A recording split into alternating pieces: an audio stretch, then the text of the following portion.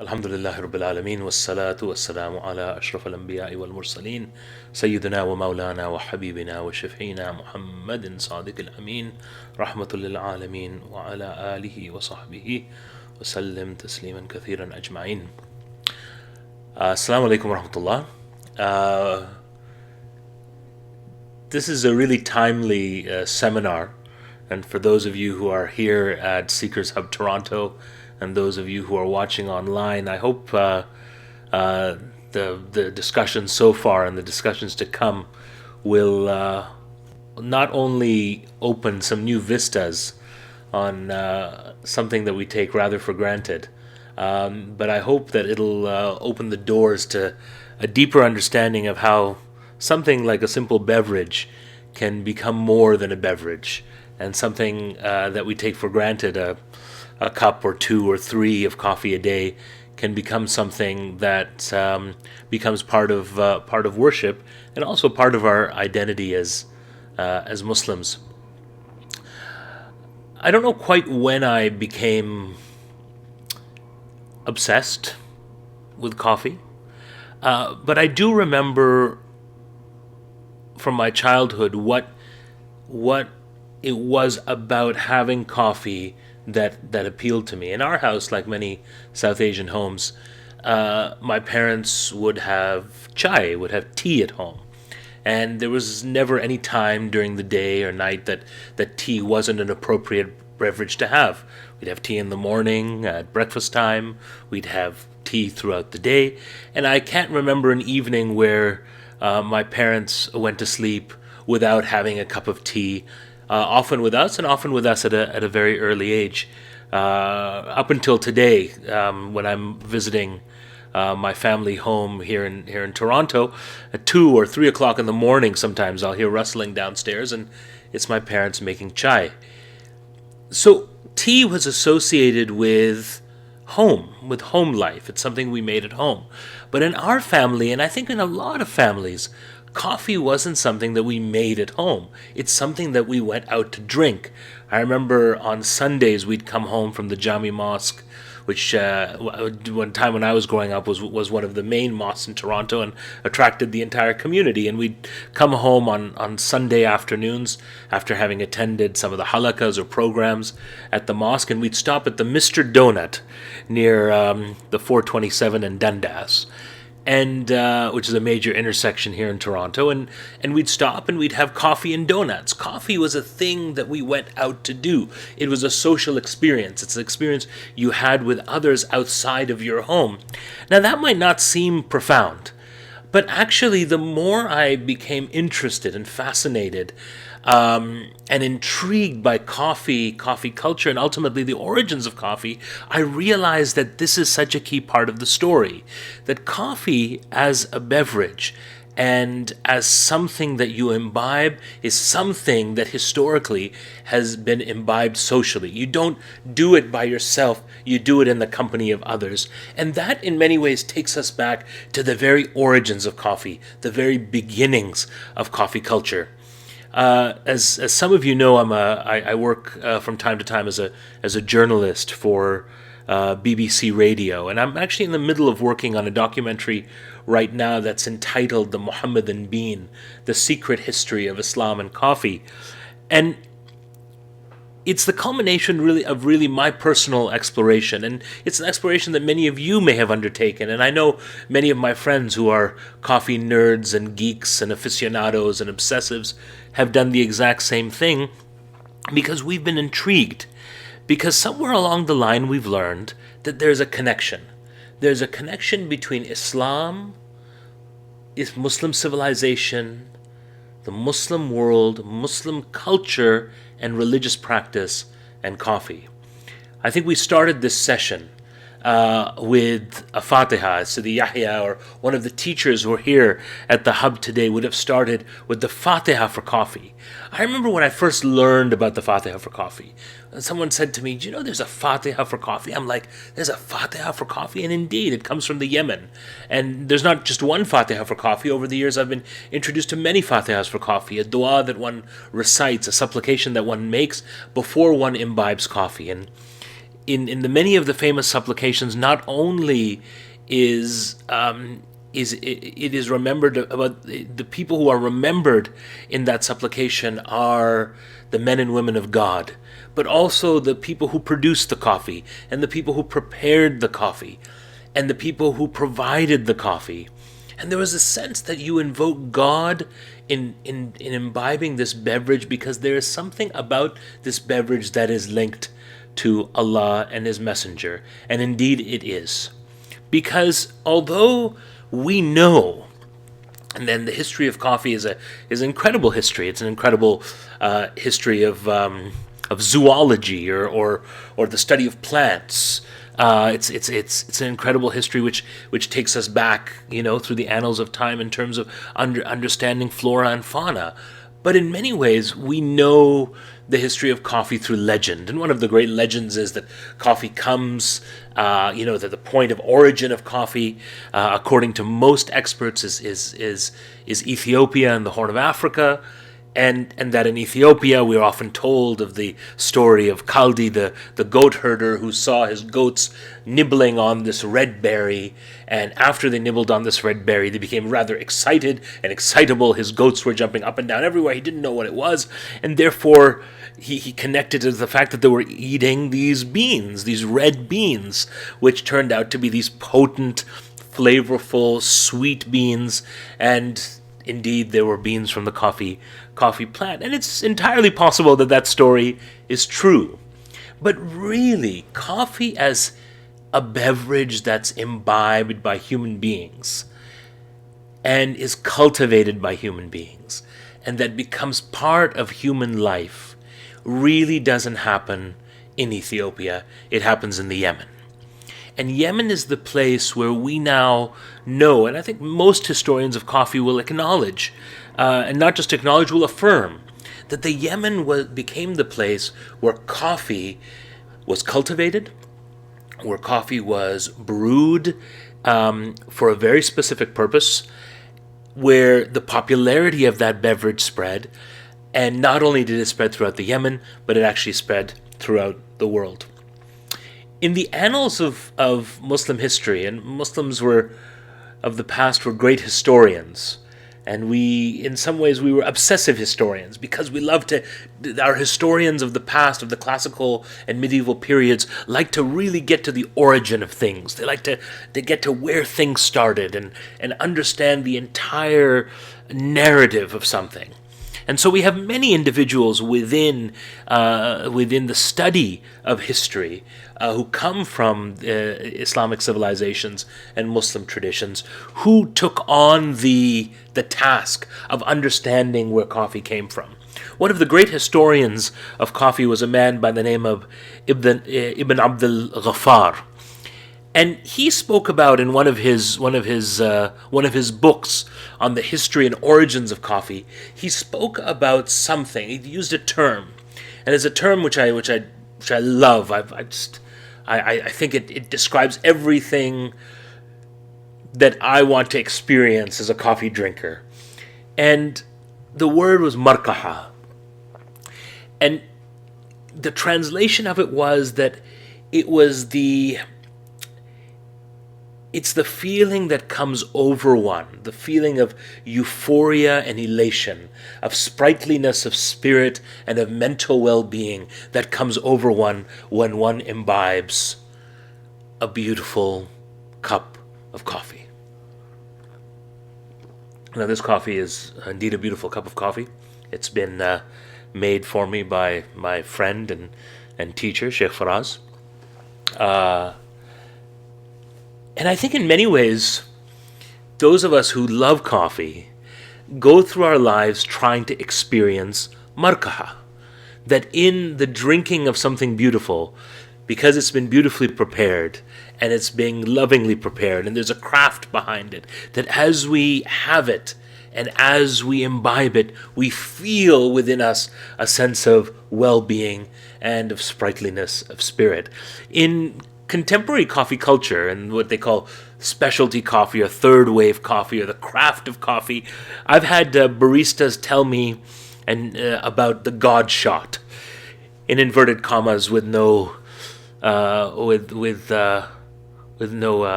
no shirk intended.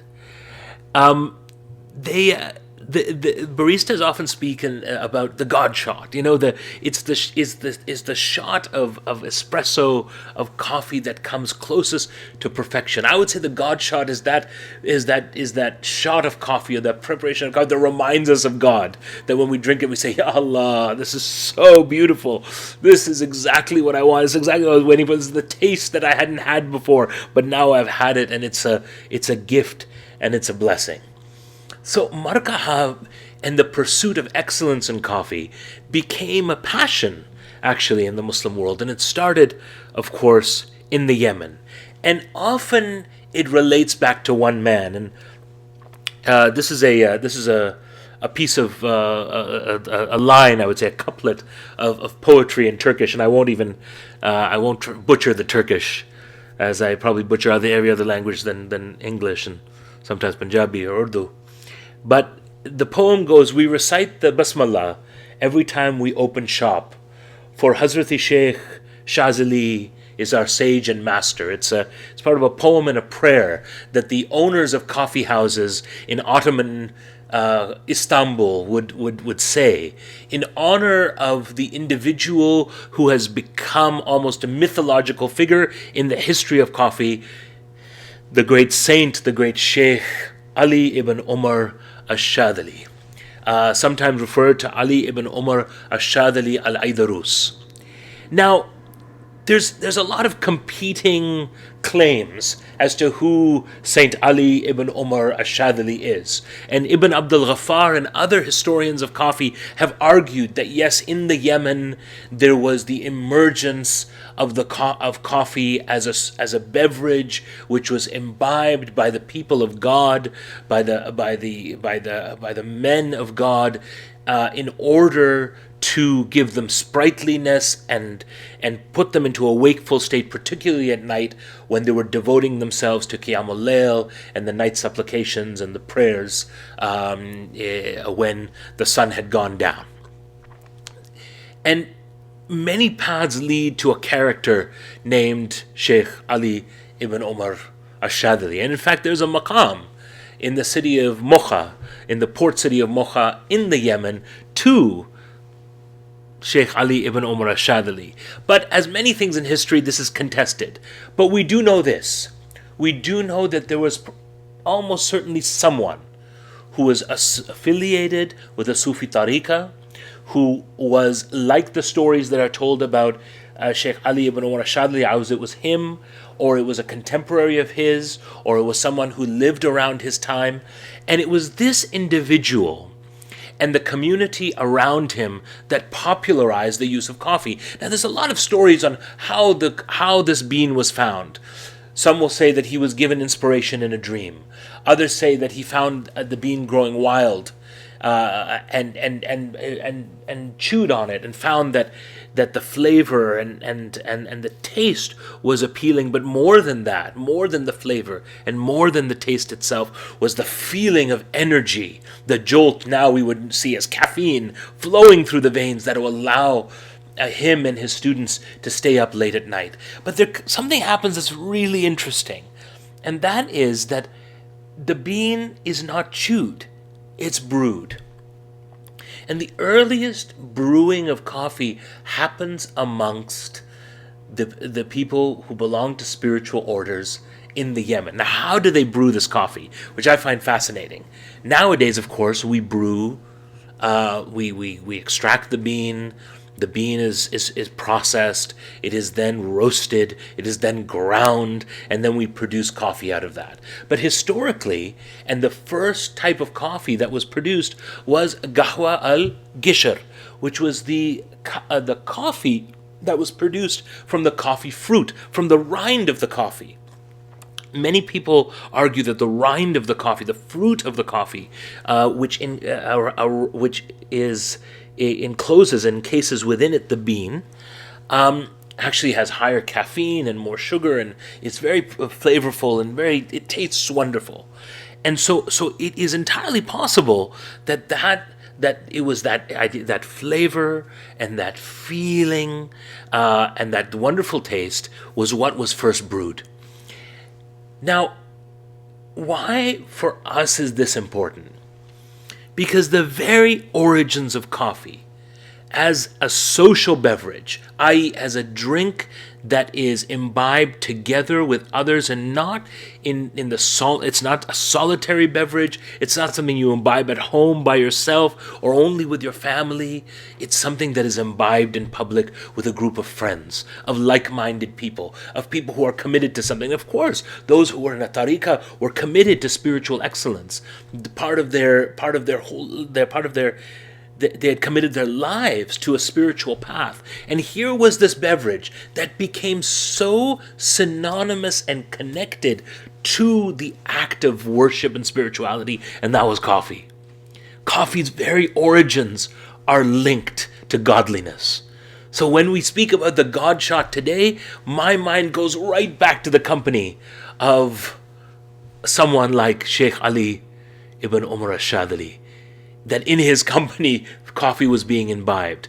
Then there became a popularity around coffee. It spread outside of a single tariqah. Its popularity began to spread through that particular region of the Yemen. Many people began to imbibe it, find great pleasure in it. At some point, it wasn't just the coffee rind, the fruit that was being brewed, it was indeed the bean that began to be brewed. And in some ways, the bean then began to be cooked and roasted. And it was roasted first to bring out its flavor.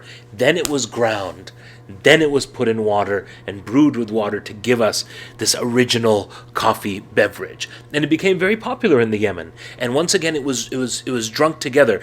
Gatherings of coffee at that early time, and we're speaking about the mid to late 1400s, that were around this time would be that someone would brew the coffee and the cup of the coffee would be passed around and everyone would take from it.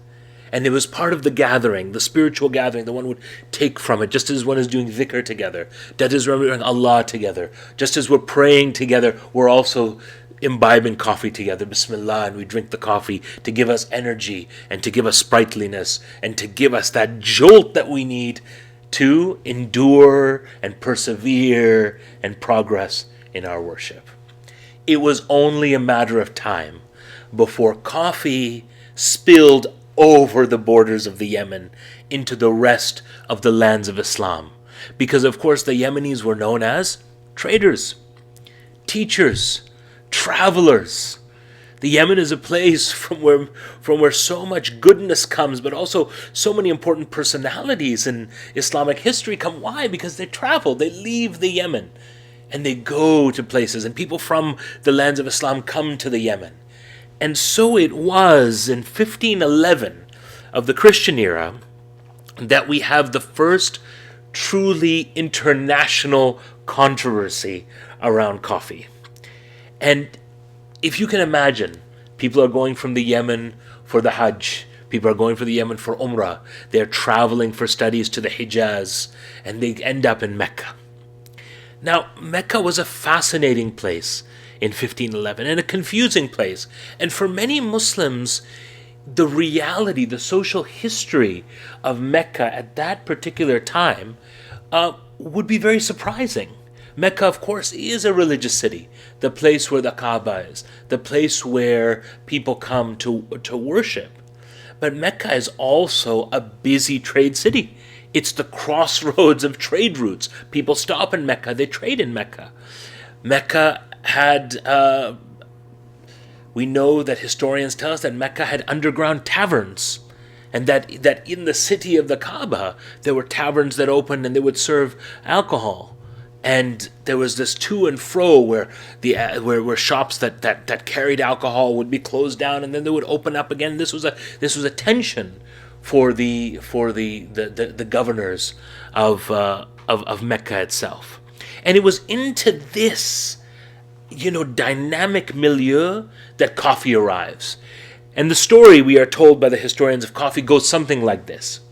In 1511, the bey, the governor, the representative of the Sultan, in Mecca, a man by the name of Khair Bey.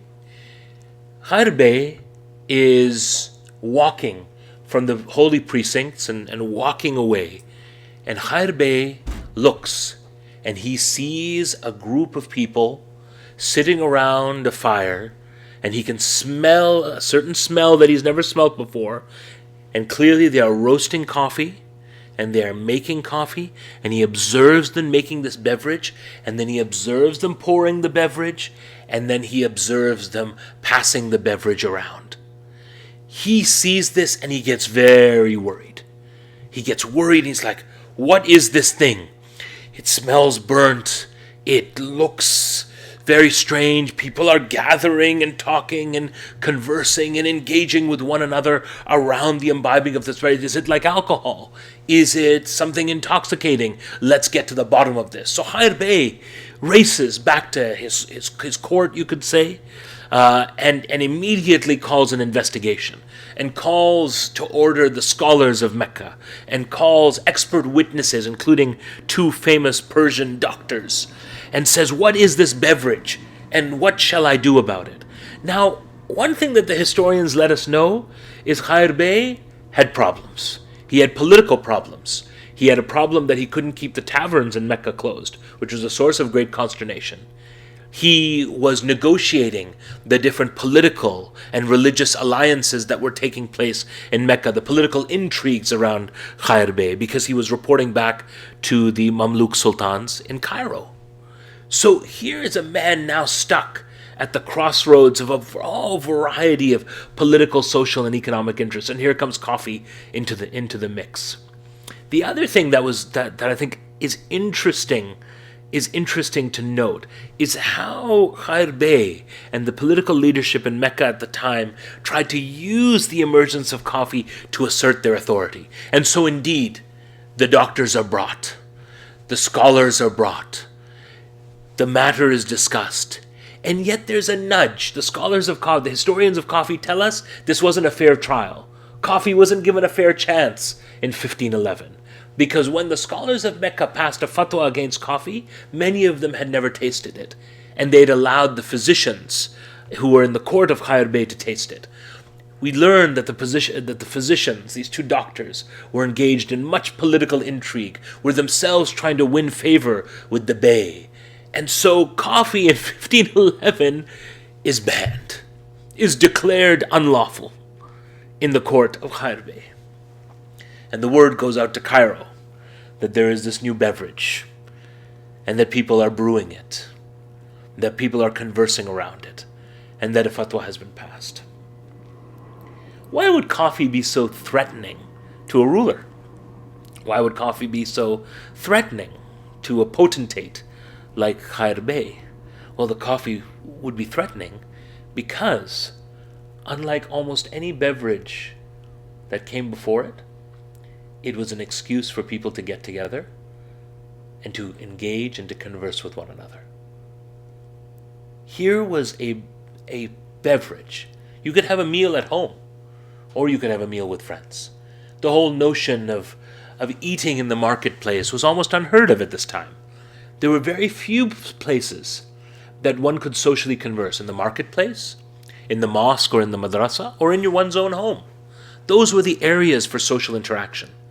Now all of a sudden, here is a beverage that is drunk specifically in a social gathering, which encourages social exchange, which actually encourages people to talk and engage with it to a political authority. That's very, very dangerous indeed. People will talk. People will talk politics. They'll talk religion. They'll talk many things. It was only a matter of time before the fatwa of 1511 was overturned. Word went to Cairo.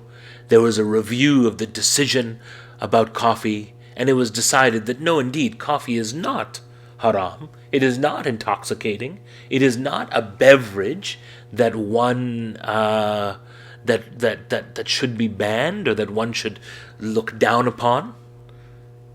And it was only a short time later that Khair Bey himself found himself out of a job. I think the story goes that Khair Bey was called back to Cairo, and on the way back to Cairo he was killed by highwaymen the two Persian physicians found themselves out of favor with the court, and eventually were drawn and quartered, I believe, in Cairo for some sin or crime.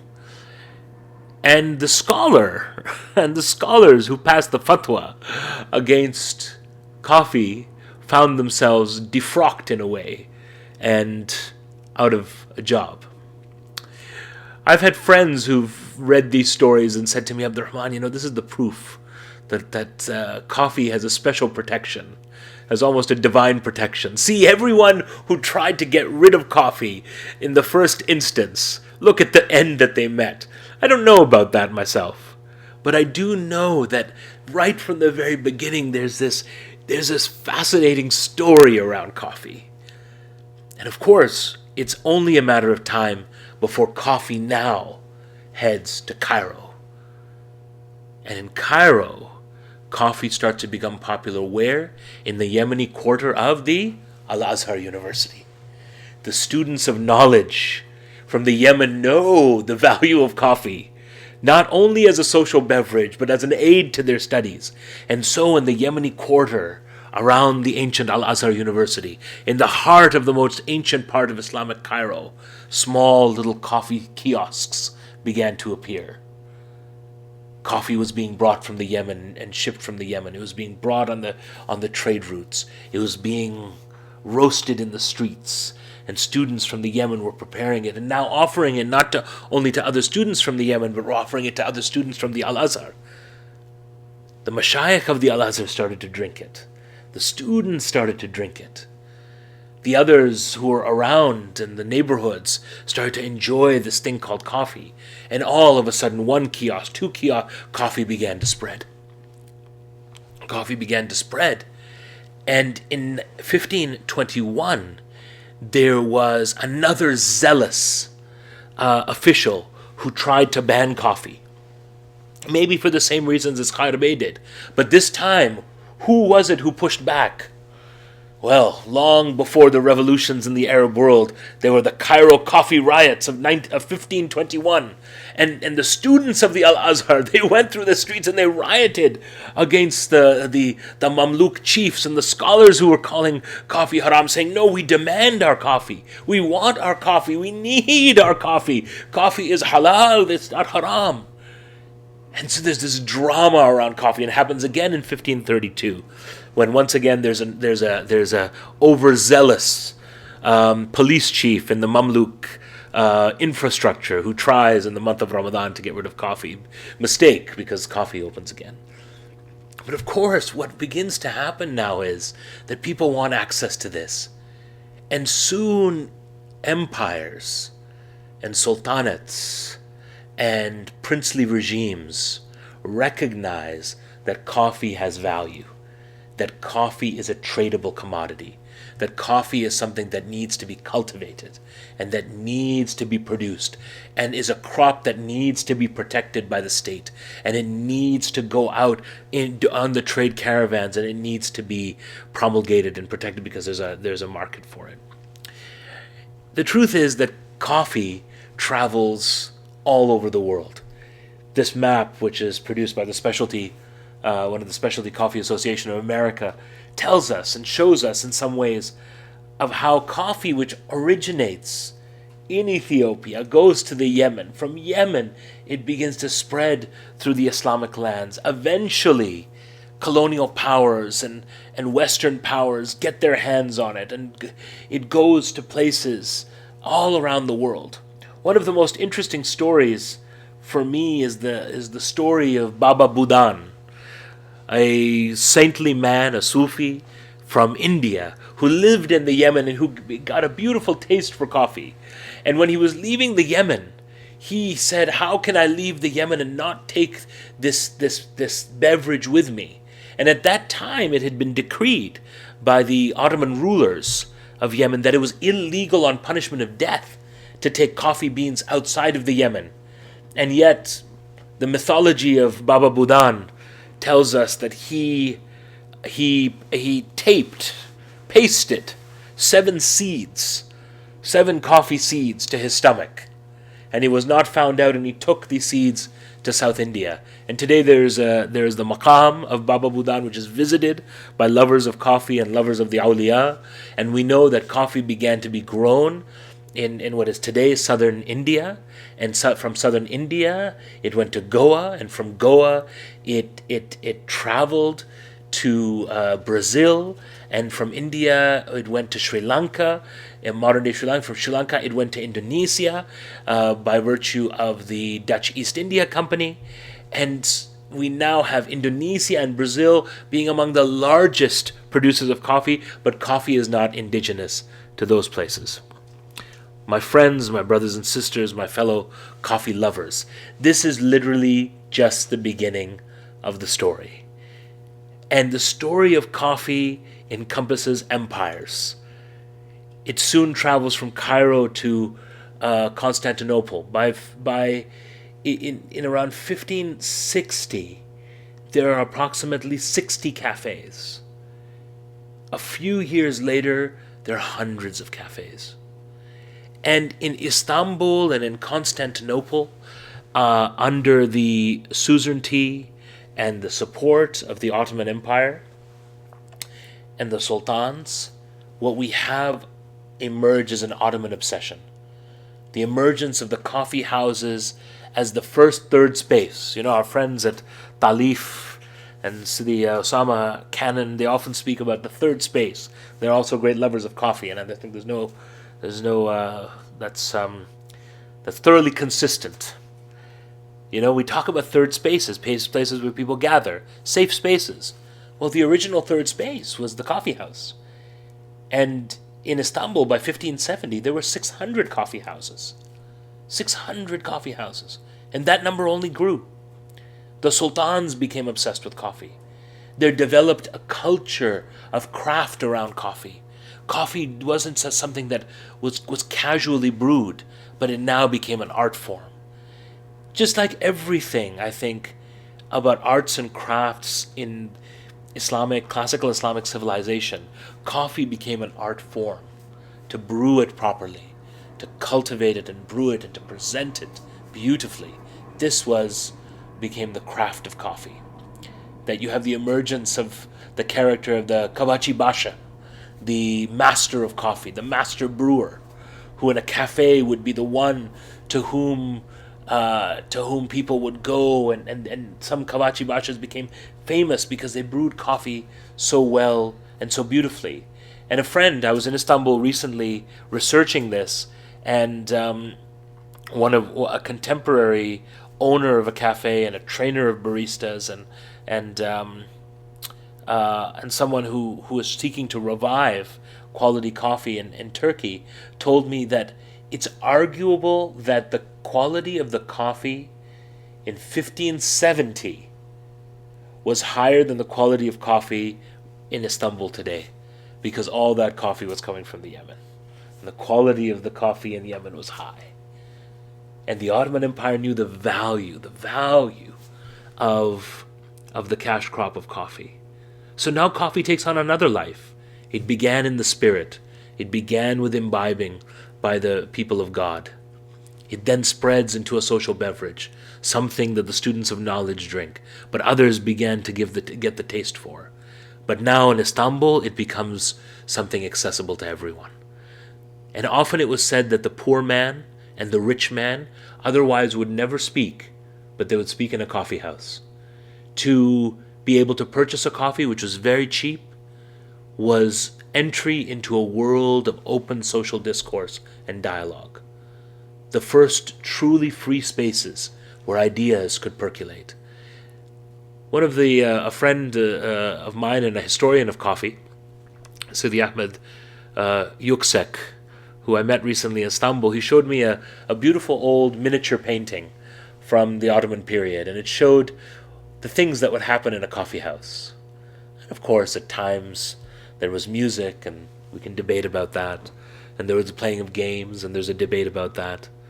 But there would be storytellers who'd tell stories of the Prophet and the saints, and who would tell sometimes fantastical stories that would teach lessons, and people would be enthralled. It was a place where scholars would gather and read the books together and discuss. It was the place where news was spread. It was the place where artists would come and demonstrate their art. The coffee house became a place where people would come together. And I think in many ways, for me, living now, 2016, and loving coffee and loving brewing coffee, and in many ways my travels around the world often find me ending up in cafes and roasteries and speaking to people for whom coffee is their life and their trade and their craft.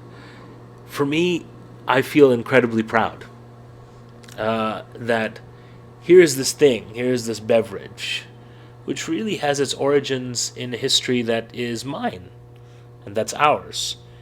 If we come from Muslim lands and from Muslim culture, this is something that our civilization gifted to the world. It's the most traded commodity after oil today. One of the most important cash crops. And of course, there are sides to this beverage in its production that disturb me about the way workers are treated. But more and more, as specialty coffee begins to grow and an appreciation of coffee continues to grow, we're finding better trade, fairer trade. And in many ways, the modern day coffee house, the modern day third wave or specialty coffee houses are capturing some of what the ancient Islamic coffee houses would have had. Places of social interaction where people can meet and talk and discuss. And mashallah, through the work of people like Sidi Mukhtar al-Khanshali, who's reviving the coffee industry in the Yemen and others, I think we are seeing a revival now of what had been known in history as the Muhammadan bean. The last thing I'll say, because I've gone on far too long, and there's so much more to say, we've sort of only scratched the surface of this incredible history, and I think in your own explorations of coffee you will find more about it. But it's always interesting to me that when people came across coffee, they immediately associated it with the Turks and with Muslims, to the extent that Pope Clement VIII referred to it as the devil's drink. And they often coffee was considered by Christian authority to be a beverage that was associated with what they would have considered at that time the heathen Mohammedan. But it was Pope Clement VIII, it is said, that he became intrigued by coffee. He was hearing about this beverage that was the beverage of the Musalman, the beverage of the Turk, the beverage of the Mohammedan. And he ordered that the beverage be brewed and brought to him. And it was said that he said that this devil's drink is so delicious that we should cheat the devil by baptizing it. And allegedly, coffee was baptized and was made lawful for Christians. I always find that story great because it says something about this beverage, that this is also a beverage which has a political history and a contested history. I really hope that through the work of our brothers at Talif and Sidi Mukhtar and Stéphane Prasseau in Montreal and Ottawa, and all these Muslims who are reviving a love for coffee and connecting that coffee back to the spiritual life, and connecting coffee back to its Yemeni roots, and connecting coffee back to a beverage which we say Fatiha before we drink it, we prepare it with excellence, we share it with our friends and our loved ones and our colleagues and our fellow students, that in this there'll be a blessing, that in the craft of coffee there'll be a blessing, and that in our coming together around coffee we will recapture the spirit of this beverage, that will feel markaha, sprightliness of spirit and a sense of well-being that comes from not only imbibing something tasty and sweet and beautiful, but also facilitating good company around this beverage. And my dua is that in the renaissance of coffee, that we will find good company and sohbat, because as the Turkish poet, one of the Turkish poets said, it is not the coffee we seek, but it is the company around coffee that we seek. It is the company around coffee that makes it sweet. It is the company around coffee that gives us markaha. So we ask Allah to always allow us to drink good coffee, and to drink that good coffee with good people, and for us by coffee to be connected back to the roots of this beverage, and to find in our gatherings blessing and learning and the call to good works and good conversation and camaraderie and friendship. Wa akhiru da'wana and alhamdulillahi rabbil alameen. Wassalamu alaikum wa rahmatullah.